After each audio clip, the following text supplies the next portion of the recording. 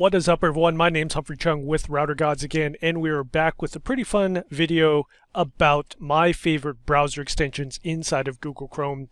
They help me study, they help me track my time, they help me with my productivity, and they give me some cool geeky stats that tell me stuff like how much time I'm spending on different web pages like Reddit and YouTube and CNN and that type of stuff. So, if you don't know what browser extensions are, they are little programs that you install inside your browser, and they show up in your upper right-hand corner there as these small little icons in the upper right-hand corner. So as you install more browser extensions, they will go from right to left. You will start seeing this thing kind of grow out there, kind of like the taskbar that you usually have in the bottom right-hand corner of your Windows with those little program icons there. So to add in browser extensions, it's really easy. What you do is you go in the upper right corner, click on the three stripes, which are the settings and configuration. Then you kind of go down here into the middle section there called More Tools. Click on that, click on Extensions, and then this will show you, right, this menu is the currently installed extensions.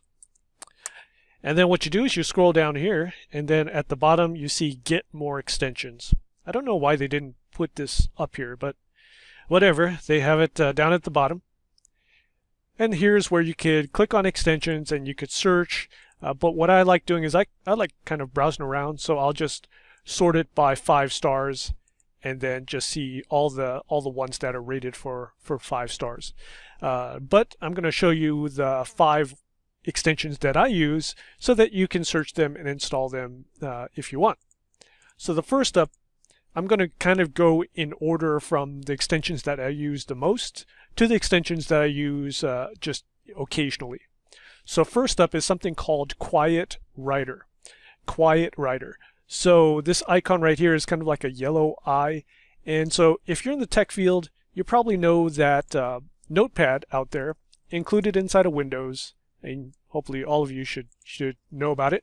Right, so it's a text editor you've got in Windows, and a lot of techies out there, they use Notepad as kind of like their temporary note-taking, temporary storage, that type of stuff. So you do like a reminder, buy baby wipes. I have no idea why I typed that, but you know, that's a reminder, and then you save it, and it's a bad habit. A lot of guys save it as temp1, temp2, temp3. All right, so instead of doing that, opening up a separate program to take notes, why not just have it in your browser, because usually you have your browser open anyways, right? So here you can type in your notes, and the cool thing is this is saved. When you close out the browser and you open it back up, this will come back up, which is really, really nice. You've got a couple options here. You've got a full screen mode, which takes out all this ugly bars up top. So if you click there, it's nice and clean. You've got clear, which just nukes the whole page. And then you've got some options which just basically changes the fonts and the colors. So if you don't like the Lucinda font, change it to Arial if you want. Times New Roman. I just keep it on Lucinda, and I keep my font size at about 18. And then blue, light blue seems to work. Character count and word count. This is important to you if you're like a writer and you're being paid by word, like Pearson VUE, Cisco Press, or something like that. Okay, so Quiet Writer, really, really cool stuff. Yeah, I use it quite a bit for doing a lot of my routergods videos. I'll just type up something quick, like all the topics, topic 1, topic 2, topic 3, and I'll just keep this up while I use my awesome Cintiq pen to draw on the borders and explain it graphically what I want. So Quiet Writer, free. Actually, all these extensions are free. To the right there is something called Timer, and lets you set timers. Now the default times is, if I remember correctly, it's 1 minute, 5 minutes, 10 minutes, and it's either 30 more minutes or an hour. So what you do is you pick, like let's say you want to be reminded in 5 minutes, you click play, and then what happens is in 5 minutes an alarm will go off. Now what's cool about this alarm is that it's not a jarring alarm, it's actually quite pleasant. But the downside is it's very short, so it's very easy to miss it if you're not paying attention.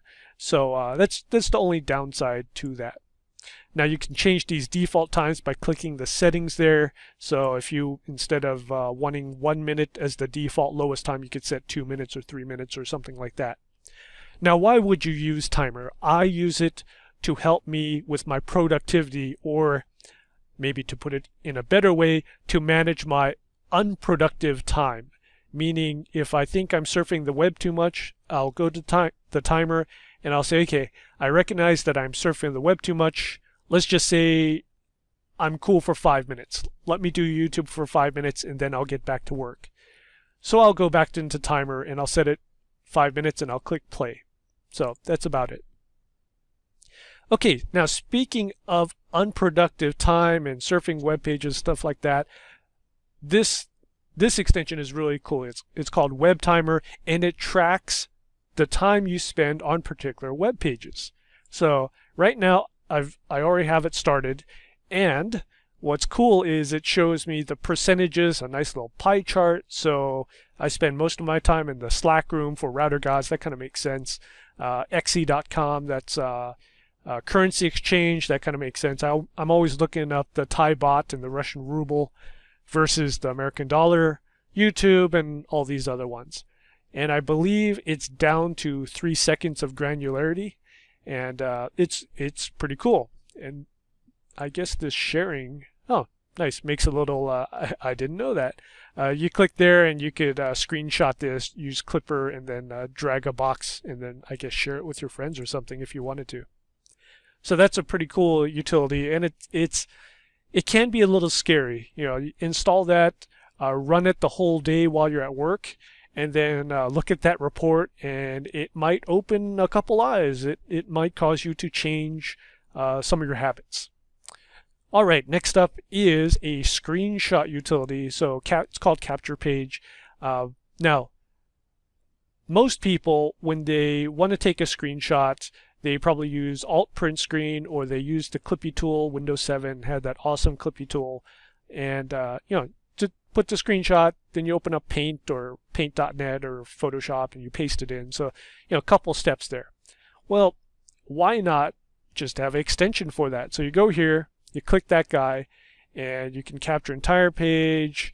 You could do a couple things here. So let's say I'm on YouTube, and then I go to Capture Page, and I'll say Capture Entire Page. I'll click there, and then it captured the entire page. Now what's cool is entire page means that it captured everything, including the stuff that scrolled off the page. So it's kind of what it means, the entire page. The other options were, if I close out of there, the other options for capturing were capture the visible part, which is going to cut off what you can't see. So kind of like the guy's nose here is going to be the bottom of the page. And then you can capture selection, which lets you drag a box if you want to, which is pretty nice. And then we'll close out of there. And then what you could do here is, let's go there. Well, what you can do is as you capture the page, let's say I capture entire page, and then you could save it, convert it to PDF, pop it in a clipboard, print it, do all types of stuff. So it really cuts out 2 or 3 steps, intermediate steps, if you just want a quick and dirty capture of web pages, of web pages and content that you go to. So it's a very, very cool utility. It has definitely increased my productivity a lot. Because I'm studying for CCIE, and a lot of times I come across a web page that has some good tips, good drawings, and boom, copy, paste, really easily from here. So it's called Save Screenshot, and pretty cool utility. Okay, final thing that I use, it's called Session Buddy. And what this does is it will save your browsing session so that if you have 10 tabs open, the next time you start up Chrome, with a couple of key clicks, you can get all 10 tabs back. And this saves a lot of time because a lot of people have windows, or they have web pages that they commonly go to. So what I mean by that is I have our routergods Slack window. I've got YouTube. I manage my YouTube page. I have Quiet Writer. I don't have that. And then on a second monitor, which I always recommend is have 2 monitors here, I've got Reddit, I've got the technology subreddit, my Gmail, CNN, because I like seeing the world burn, poor FIFA, and GNS3 forum and INE forum. So that's 10 websites. Now I do this a lot, so I'm pretty good at typing all this stuff in, but if I don't want to, what I can do is I can go back here and I can save a session. So this tells me that I've got two windows open. I've got these 10 or 9 tabs, and then I can go here and I could save them as, let's just call it test 1. And now what I'm going to do is I'm going to close out my second window, and I'm going to close out all these tabs. Right? So I'm going to pretend that I just opened up my browser and I clicked on Session Buddy.